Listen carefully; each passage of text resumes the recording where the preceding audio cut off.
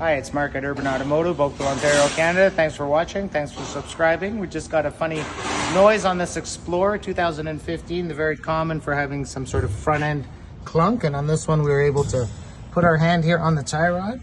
And as you move it in and out, you'll hear a pop. There. There. Oh yeah. That right there. Oh yeah. And one more time. So this is going to need an electric rack and pinion steering. We're going to get this replaced, get the noise out of there, and the customer will have the car happy and back at home. Urban Automotive, safety first.